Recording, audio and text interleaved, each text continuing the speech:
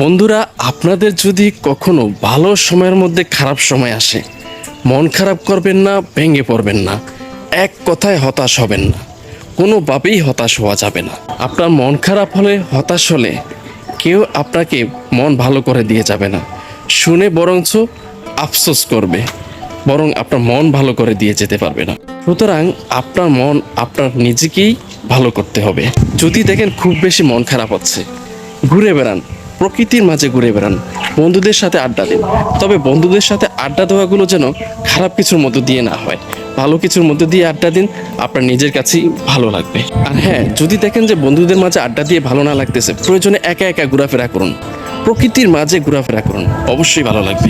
মন খারাপ, ভালো না লাগা, নিজের মধ্যে হতাশ কাজ করা, এই জিনিসগুলো খুবই খারাপ।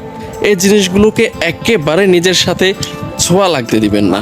এই জিনিসগুলো সব সময় এড়িয়ে চলার চেষ্টা করবেন। মন খারাপ, ভালো না লাগা, হতাশ, এই জিনিসগুলো যতদিন পর্যন্ত আপনার ভিতরে কাজ করবে, ততদিন পর্যন্ত আপনি কোনো কিছু করে শান্তি পাবেন না। সুতরাং এই জিনিসগুলোকে কোনোভাবেই পাত্তা দেওয়া যাবে না। আমার যখন খুব বেশি মন খারাপ থাকে, তখন এরকম নিজে একা একা খোলামেলা জায়গায় ঘোরাফেরা করি, মনটা ভালো হয়ে যায়, খুবই ভালো লাগে তখন। জানেন, আমার সাথে যদি কোনো খারাপ কিছু হতো বা আমার কোনো খারাপ সময় যেত, আগে প্রচুর পরিমাণে মন খারাপ করতাম।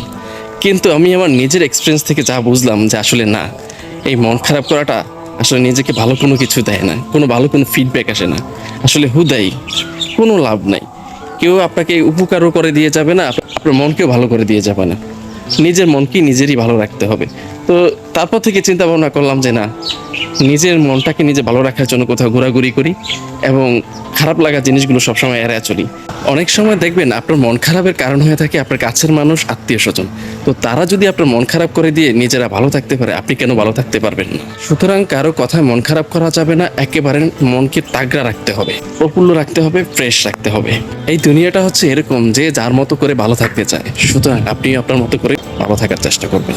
এই যে দেখুন প্রকৃতি কত সুন্দর, প্রকৃতির মাঝে ঘুরে বেড়ান, মন ভালো থাকবে ইনশাআল্লাহ। আর যদি দেখেন যে বেশি মন খারাপ হচ্ছে, এখন আম কাঁঠালের সিজন, প্রয়োজনে দাদা বাড়ি নানা বাড়ি গিয়ে আম কাঁঠাল চুরি করে খান, মন ভালো হয়ে যাবে।